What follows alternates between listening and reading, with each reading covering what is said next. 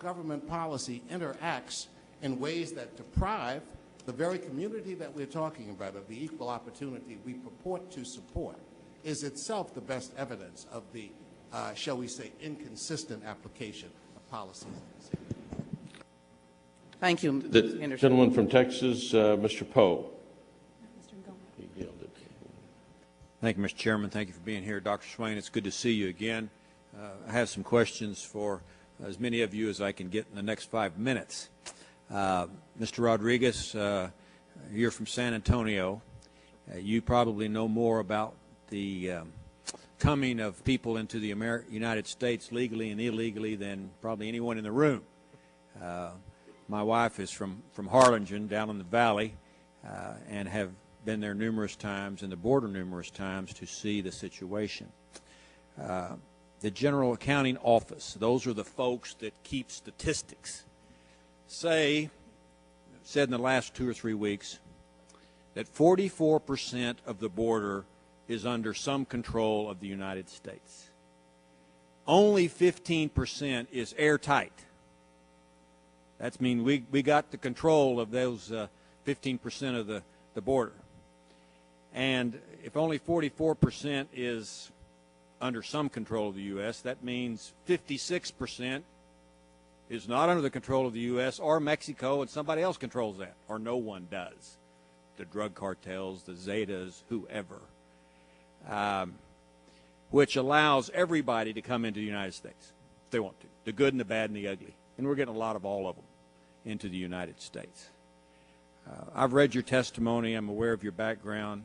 And I have this question for Dr. Swain as well. There is a philosophy in this country by some that the rule of law doesn't apply to everybody that comes in the United States. If you're coming here for a certain reason, we'll give a wink and a nod, and you can come on across. And then eventually we'll let you stay under some type of program. But if you're somebody else, you know, like a drug dealer or someone we don't like, we're going to enforce the rule of law if you come in the United States, and we're going to keep you from coming in. If you come in, we're going to send you back where you came from. So this seems to discriminate on following the rule of law, whether it's on purpose or just by negligence. What do you think about the rule of law as whether it should apply to everybody or just some people? The rule of law, sir, has got to apply to everybody equally. That's the bottom line. This is a country based on the rule of law. When we begin to set it aside, when we begin to make excuses, when we begin to say, well, that situation is different from this situation, then, you know, I'm sorry, and I don't mean to offend attorneys in this room, but that's when trial attorneys begin to take over and try to find loopholes in life.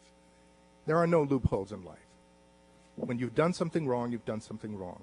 You yourself in Harris County know of that situation where an undocumented alien killed a police officer.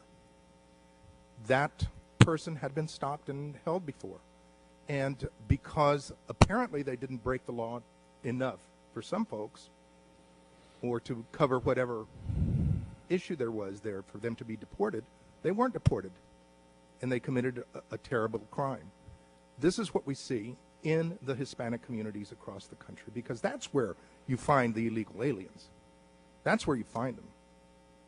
We are, in the Hispanic community, by large, at least in San Antonio, and again, speaking from my experience as the Tea Party president in San Antonio, Hispanics are very, very tired of hearing excuses for illegal aliens who are here in the United States.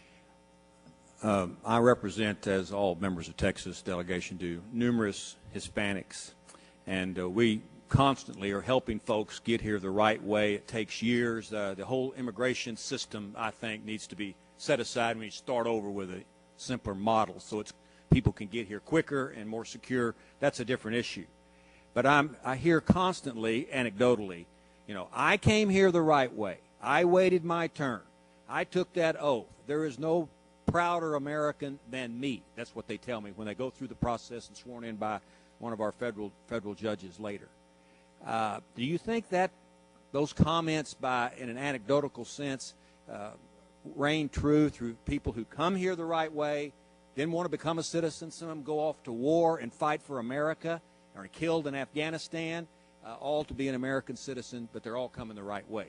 Can you make a comparison between that philosophy and those who just come over here? Definitely there's a big difference, because when you start out to be an American citizen and you go through the legal process and you go through the whole education, through the understanding of the history, through all the education process, there is a big difference between that and someone who snickers, and literally we see them constantly, someone who snickers because they got here illegally.